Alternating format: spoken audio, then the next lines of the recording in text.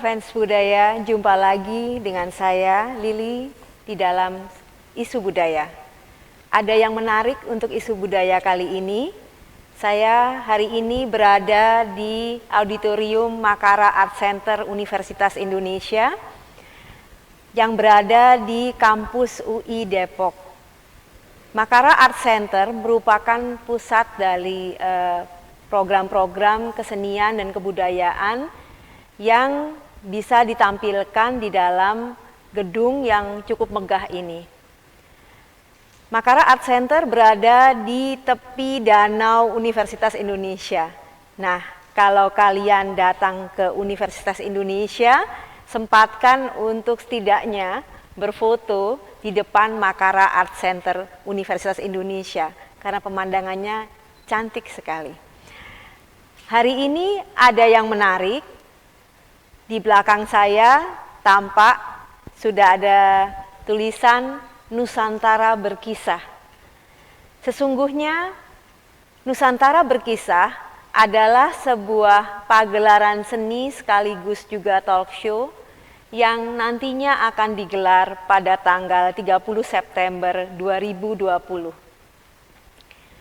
Nusantara Berkisah merupakan kerjasama dari Forum Kebangsaan Universitas Indonesia dengan Kulturina dan Aku Indonesia serta Sultan TV. Ada yang menarik dari apa sebetulnya yang diimpikan oleh pagelaran Nusantara Berkisah. Nusantara merupakan nama yang sangat gampang diingat oleh kita bangsa Indonesia, karena Nusantara adalah nama lain Indonesia di masa lalu. Ada hal yang menarik dari perjalanan kisah Nusantara. Nusantara sekaligus merupakan dimensi masa lalu Indonesia hingga hari ini. Nusantara juga merupakan suatu bagian dari identitas Indonesia. Pagelaran Nusantara Berkisah nantinya akan dimeriahkan oleh para budayawan dan seniman-seniman Indonesia. Tak hanya itu, Nusantara Berkisah nantinya akan digelar sebulan sekali di Makara Art Center Universitas Indonesia. Nah, pada kesempatan ini saya akan mengundang Kepala Makara Art Center Universitas Indonesia, Dr. Ngatawi Alzastro. Nah, sebelumnya kita tunggu setelah ini.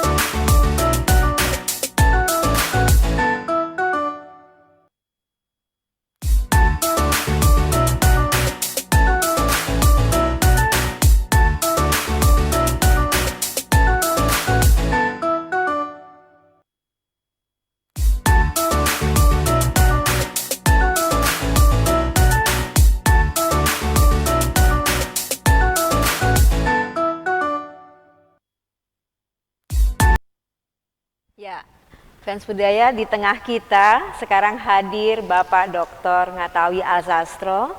Tapi saya biasanya mengundang beliau ini dengan nama Mas Dastro saja. Ya. Jadi lebih akrab begitu, Mbak. Ya, jadi supaya kita lebih santai gitu ya. Betul.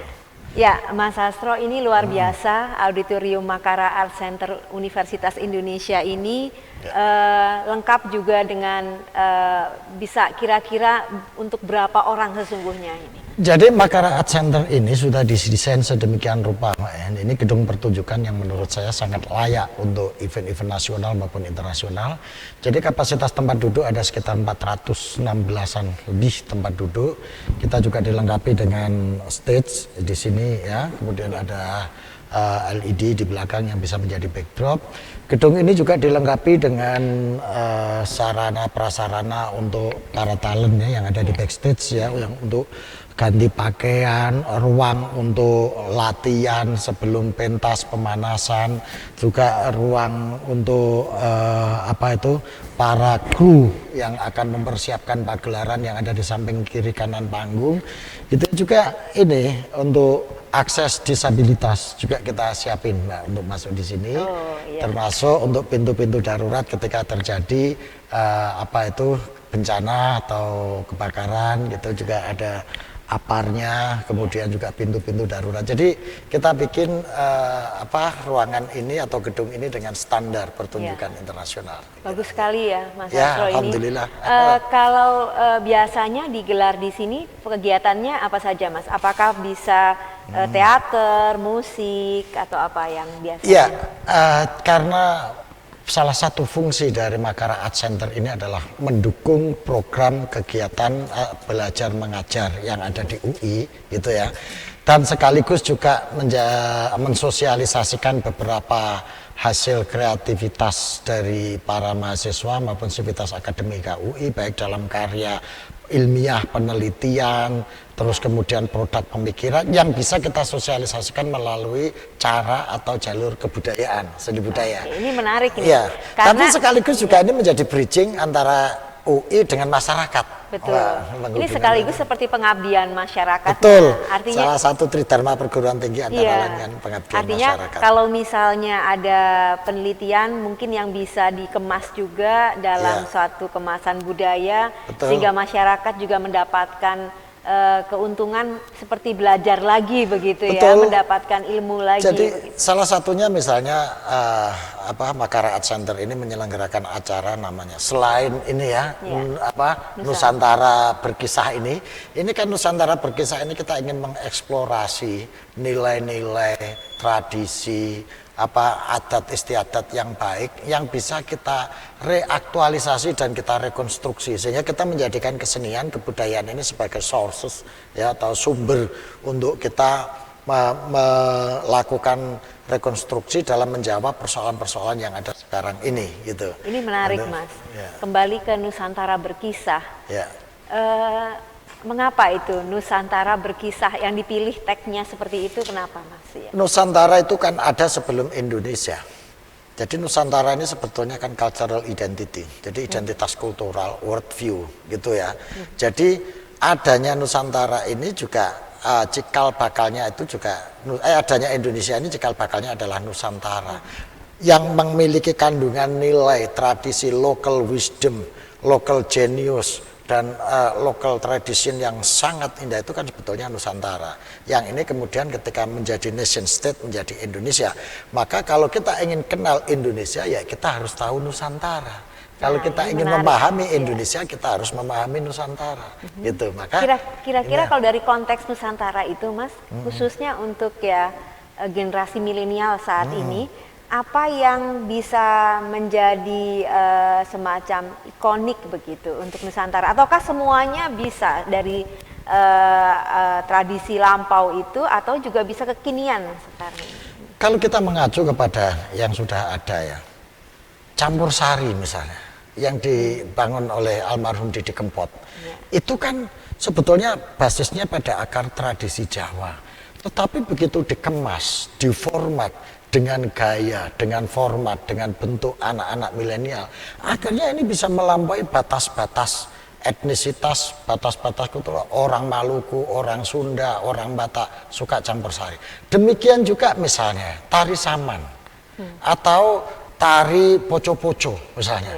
Orang dari poco-poco yang aslinya itu ada di saudara-saudara kita yang di poco-poco Maluku ya.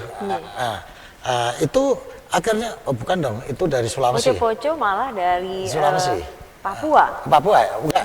Pokoknya itu bukan hanya berangkat dari satu etnis tertentu. Tiba-tiba ini semua orang bisa melakukan itu, semua orang enjoy menikmati itu. Nah ini adalah salah melebur satu ya. contoh. Ya. Jadi identitasnya melebur begitu. Betul, itu akhirnya menjadi identitas bersama gitu. Itu salah satu contoh. Nah kalau di luar negeri kayak drakor misalnya. Drakor yang seperti itu bisa mendunia. Nah, kenapa kita tidak mengeksplorasi nilai-nilai tradisi, format-format kultural kita yang bisa kita kembangkan dengan diaktualisasi, kita bikin kemasannya, formatnya, bentuknya, tanpa harus menghilangkan nilai-nilai yang ada di kandungan tradisi itu sendiri. Ini menarik, Mas. Kembali ke Nusantara Berkisah itu, Mas. Kalau nanti mau yang akan ditampilkan kira-kira sepekan lagi nih ya, menghitung mundur ini benar-benar tinggal 6 hari lagi. Betul. Nah, berkaitan dengan Nusantara Berkisah ini siapa-siapa saja yang akan ditampilkan dan sebetulnya temanya apa itu, Mas? Ya, untuk episode pertama ini kita akan menampilkan suatu tema yaitu mengenai kenali dan kembangkan tradisi dan budaya Nusantara. Nah nanti Mbak Tri Utami dengan saya akan menjadi host acara ini untuk mencoba menggait para narasumber, menggait para pemirsa, imajinasi nilai-nilai tradisi budaya Nusantara ya, yang bisa kita kemas, bisa kita kembangkan, bisa kita aktualisasikan dengan bintang tamu yang sangat kompeten saya kira. Satu Mas Eros Jarot, seorang budayawan yang sangat melegenda ya. Mungkin generasi milenial kalau dengar lagu-lagunya Mas Eros mungkin akan sedikit tahu karena banyak dibawakan Mbak Rosa atau penyanyi-penyanyi yang populer sekarang. Jadi yang kedua adalah Pak TB Hasanuddin, anggota Komisi 1. Komisi 1 ini kan yang membidangi bidang pertahanan antara lain, Mbak ya, dan luar negeri. Nah, kita ingin bagaimana menjadikan kebudayaan sebagai basis pertahanan masyarakat, karena konsep ketahanan tidak hanya bertumpu kepada militerisme atau persenjataan alutsista, tetapi juga kebudayaan menjadi basis pertahanan masyarakat. Ini sangat menarik itu, Mas. Ya. Kalau dikaitkan dengan konteks ketahanan budaya lah atau apa, menurut Mas Sastro dengan program-program kebudayaan itu sebetulnya sejauh mana itu bisa menjadi benteng yang cukup kuat gitu, Mas? Saya teringat dari ada gium orang tua-tua kita dulu ya. Kalau diterjemahkan bunyinya kira-kira begini, Mbak Lili. Sakuat-kuatnya pagar kawat berduri, itu masih kuat pagarnya hati. Itu. Jadi pagar hati itu sebetulnya kan strategi kebudayaan itu. Jadi bagaimana kita mengikat, merajut dan mentautkan hati bangsa Indonesia ini dengan negaranya, dengan tradisinya, dengan kulturnya, yaitu Indonesia. Kalau hatinya sudah tertaut, hatinya sudah tertambat, ini pertahanan yang sangat luar biasa, Mbak. Mbok ada apapun dia nggak akan goyah, nggak akan geseh, gitu. Makanya sakuat-kuatnya pagar kawat berduri lebih kuat pagarnya hati. Kalau hati itu sudah tertaut, mbok nggak usah ada pagarnya, dia nggak akan meloncat dan melampaui. Jadi malahan itu yang paling penting sebetulnya pondasi itu adalah mentalitas ya, mentalitas dan cinta tanah air itu yang pertama. Spirit, ya, hati itu Mbak, itu yang utama. Itu cukup dia bisa rela berkorban, dia rela berdiri di garis depan. Itu kalau hatinya sudah tertaut. Ini sangat menarik Mas, karena perjuangan Indonesia sendiri juga kan dicapai bukan dengan peralatan militer yang besar dan yang canggih begitu, tapi hanya dengan bambu runcing kita bisa melawan Belanda begitu. Betul, apalagi sekarang ini konteksnya perang ini adalah perang kebudayaan, Mbak. Salah satu ciri dari perang kebudayaan itu adalah yang diperangi, yang dijajah itu ikut menikmati. Jadi dia nggak terasa kalau sedang ditaklukkan atau sedang dikuasai. Pelan-pelan menyusup itu Iya. ya. Jadi kalau kata Anthony de Mello, perang kebudayaan itu kayak kata direbus di panci gitu. Awalnya dia berenang, air dingin, terus tiba-tiba hangat gitu ya, pelan-pelan hangat. Iya. Dia enjoy, waduh airnya hangat, Waduh, ini enak. ngeri nih, kalau gitu udah ya. Menikmati direbus pelan-pelan dia. nih ngeri Iya, nih Mas enjoy. ya. Tapi nggak taunya sebentar lagi dia akan mati ini, terkukus oleh air yang Wah, ngeri mendidih sekali itu. tuh. Nah, itulah perang Gambaran. kebudayaan itu seperti itu. Nah, makanya harus cepat disadari, cepat tanggap, cepat punya ada kepekaan untuk menyadari itu semua. Nah, inilah pentingnya kita buat Ini acara menarik Nusantara sekali, Mas. Berkisah itu di situ. Nah, kalau dikaitkan juga dengan kondisi saat ini, Mas, yaitu pandemi ya. Ya. Bagaimana sisi kebudayaan ini bisa menyumbangkan sesuatu yang bermakna. Di satu sisi pandemi ini kita kira-kira mungkin masih cukup lama harus bertarung dengan pandemi ini. Kita berharap bahwa semuanya bisa ditemukan ya, baik itu vaksin dan obat-obat yang terkait dengan COVID-19. Namun apa yang bisa kita lakukan di dalam ranah kebudayaan ini untuk memperkuat ketahanan, baik itu termasuk imunitas ya Mas ya, bahwa kita bisa bersama-sama melakukan ini. Saya selalu punya istilah Mbak ya, ketika kita punya imunitas, daya tahan tubuh yang itu bisa melawan virus gitu ya, yang bisa menjadi kita kuat menghadapi virus-virus yang masuk. Saya juga dari situ berangkat punya konsep yang namanya imunitas budaya.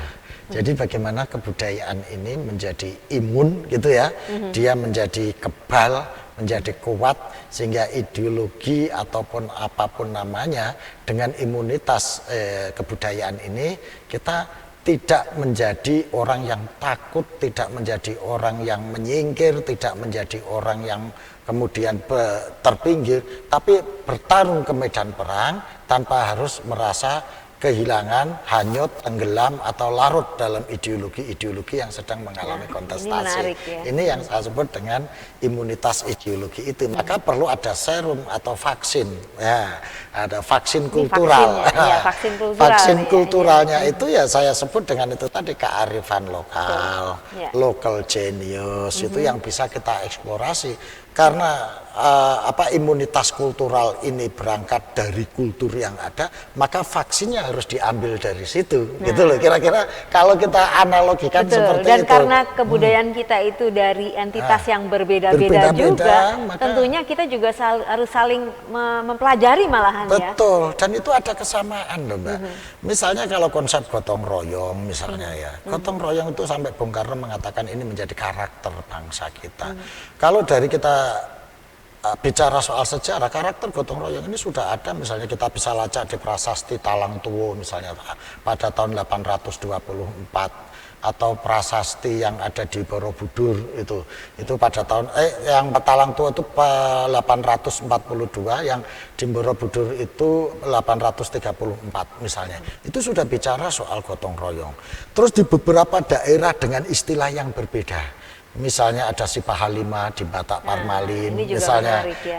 Ada Ngayau Gelamai di daerah Melayu, ada Sintuwu Maroso di Palu, ada Mertibumi di daerah di Jawa. Itu semuanya adalah spirit-spirit gotong royong yang bisa kita kembangkan ketika kita menghadapi suasana COVID seperti yang ada sekarang ini. Itu menjadi semacam imunitas kultural yang akan bisa artinya kita nggak boleh larut dalam kesusahan.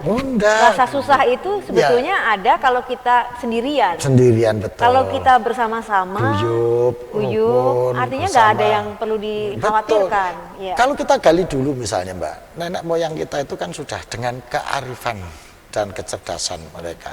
Dulu itu saya melihat di Jawa terutama, itu ada misalnya tempat cuci kaki, cuci tangan sebelum masuk rumah. Oh iya, itu menarik ya, yang di depan rumah itu ya Mas? Iya, ditaruh di sebelah kiri, maka kalau di Jawa disebut pakiwan, karena kiri itu kiwo gitu. Maka itu disebut pakiwan, adalah suatu kayak bilik gitu yang ditaruh di samping rumah sebelah kiri, isinya gentong sama penciduk air Iya, itu iya, dari iya, iya. dari biasanya dari batok kelapa Betul, gitu. betul. Nah itu untuk cuci kaki, cuci tangan sebelum masuk rumah. Ya itu sebetulnya kan kalau sekarang kan jadi cuci kaki, Cuci tangan udah biasa bisa. sebetulnya ya, kita sudah misalnya melakukan itu. Seperti itu Atau yang harus kita kalau di create daerah lagi. Jawa Barat juga ada yang bentuknya itu seperti kayak kolam kecil Ya, ya, betul, yang ada balong. di Betul. depan rumah. Jadi Kayak dia mau balong-balong gitu, tidak kan. mau harus menginjakkan Oke. kaki di situ dulu sebelum sampai masuk ke rumah. Nah, Ya. itu kan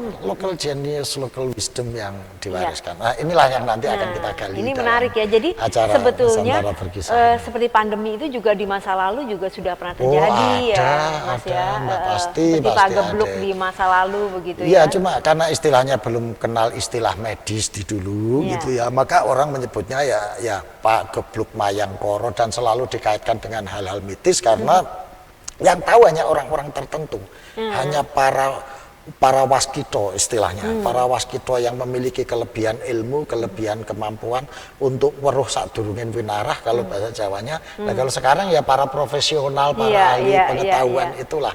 Para ahli-ahli karena susah epidemiologi, dijelaskan orang-orang awam ya Iya. bilang aja ada pagebluk, Iya. ada macam-macam itu gitu. Iya, itu menarik ini, Mas. Nah, terkait dengan pandemi saat ini dan penyelenggaraan Nusantara Berkisah ini, tentunya protokol kesehatan juga diterapkan ya, Mas? Di Oh ya dalam pasti, acara ini, ya. Makanya di acara ini kita juga bicara, kita Betul, paling betul. panggung nggak lebih dari 4 orang gitu Iya. ya, penari-penarinya, pengisinya, senimannya. Jadi formatnya itu nanti Mbak Lili ya kan, kita dialog dengan narasumber, terus saya dengan Mbak Tri mencoba mengeksplorasi itu. Di sela-sela itu kita akan menampilkan beberapa seni-seni tradisi, khazanah kebudayaan Nusantara. Yang itu pun nanti bisa kita apresiasi gitu untuk Oke. menunjukkan itu. Nah, kaitannya dengan konteks universitas ini, Ya. Mas ya. Ini kan Universitas Indonesia sebagai sebetulnya Center of Excellence kalau kita Betul. bilang. Kalau dikaitkan dengan kondisi saat ini dan juga dalam konteks kebudayaan, sebetulnya mahasiswa saat ini mampu juga untuk membuat semacam program-program yang nantinya mungkin bisa disumbangkan di Nusantara Berkisah ini nanti ke depannya. Ini akan 1 bulanan sekali atau bagaimana? Iya, Mas? saya rencana bikin ini 1 bulan sekali. Ya. Satu tujuannya untuk menampung kreativitas mahasiswa ya yang ada berkreasi di bidang seni yang sifatnya skill ya. Tapi juga menampung kreativitas mahasiswa di bidang konsep atau kerangka akademik. Misalnya kalau ini ada menarik yang nih. yang meneliti penelitian antropologis, penelitian sosiologi, penelitian budaya, penelitian sains misalnya. Nah, ini Karena menarik, banyak juga temuan-temuan tradisi itu yang memiliki dimensi sains, misalnya kayak obat-obatan, jamu-jamu dan lain sebagainya. Itu kan sebetulnya kecerdasan lokal masa itu ketika menghadapi penyakit dia kan dialog dengan alamnya sangat intens sehingga bisa mengenali tumbuh-tumbuhan, biji-bijian yang memiliki khasiat untuk obat dan lain sebagainya. Jadi saya ingat itu dulu ada buku khusus obat-obatan, di situ saya Herbal pernah baca. begitu ya, kayak herbal Ya, gitu. obat-obatan yang bersumber dari pepohonan, biji-bijian. Orang dulu tuh sampai bisa Mbak, niteni itu mengetahui bahwa tumbuh-tumbuhan itu yang bisa dimakan mengandung racun dan tidak. Misalnya kalau tumbuhan itu melilitnya itu, kalau yang topuan melilitnya itu ke kanan gini, itu biasanya bisa dimakan. Kalau melilitnya ke kiri, itu biasanya tidak bisa dimakan. Jadi seperti sirih itu melilitnya ke kanan ya, Mas ya. Itu sudah alamnya itu kan berarti pakai riset dulu orang kita dulu itu. Menarik. Bahasanya, nah itulah yang kayak gitu itu. Nanti kalau teman-teman di mahasiswa yang meneliti atau punya karya di bidang sains, di bidang medisin atau lain sebagainya, nanti bisa kerjasama dengan teman-teman yang ada di kebudayaan, antropologi untuk membuat karya seni atau ditampilkan dalam bentuk kebudayaan. Khususnya untuk konteks pandemi ini, jadi Nusantara Berkisah itu semacam wadah ya, Mas ya.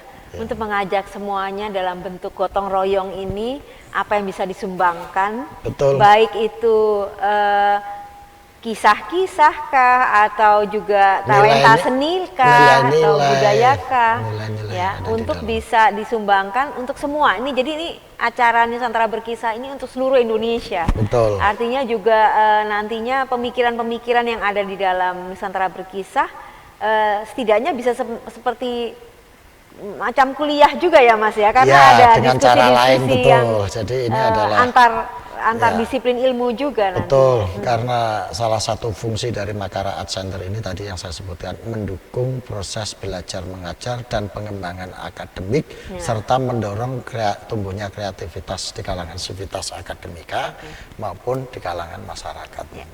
Baik Mas Sastro, ini sebelum menutup acara, mungkin ada saya satu permohonan untuk tanggal 30 itu kira-kira apakah terbuka untuk umum, bebas, dan jam berapanya, bagaimana Mas ya? Oke, saya ngajak kepada para pemirsa TV dan para sahabat-sahabat, rekan-rekan semuanya dimanapun Anda berada, jangan lupa saksikan acara Nusantara Berkisah tanggal 30. Jangan lupa saksikan acara Nusantara Berkisah tanggal 30 September jam 19 malam ya. Bisa disaksikan di kanal YouTube ya, bisa disaksikan di kanal IG dan bisa di TV Sultan TV untuk acara ini. Silakan saksikan dan bersama-sama untuk kita kenali, kita ketahui khazanah kebudayaan, khazanah tradisi Nusantara. Begitulah rekan-rekan fans budaya, tadi kita sudah mendengarkan tentang bagaimana sebetulnya kegiatan Nusantara Berkisah. Sekiranya nanti ada beberapa hal yang kalian perlu dapat info bagaimana menontonnya dan sebagainya, tentu saja ini sangat mudah sekali, bisa juga kontak dan lihat di website atau Facebooknya Sultan TV. Jadi kita bisa, dan juga di Humas UI juga kita bisa melihat bagaimana acara ini. Menarik untuk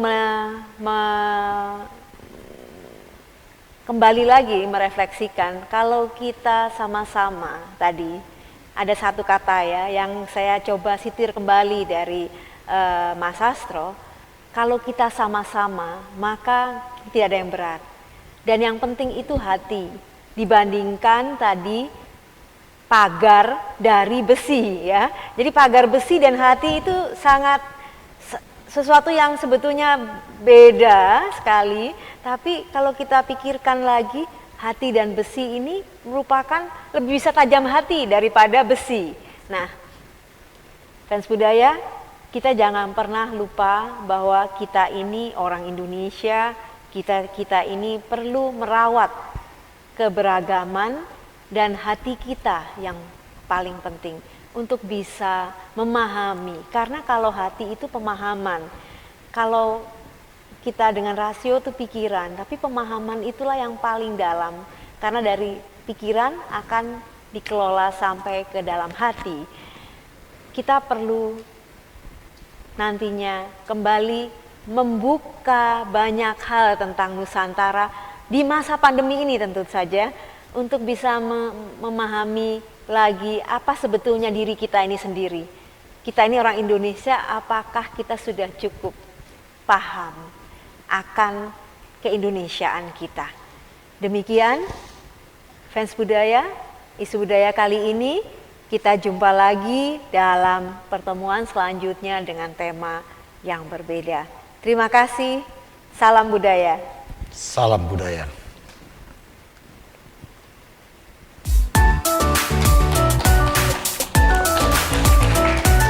Baca puisi? Baca puisi nanti, Mas. Ganti baju dulu. Oke. Aku jalan dulu ya? Iya, monggo Mas. Terima kasih.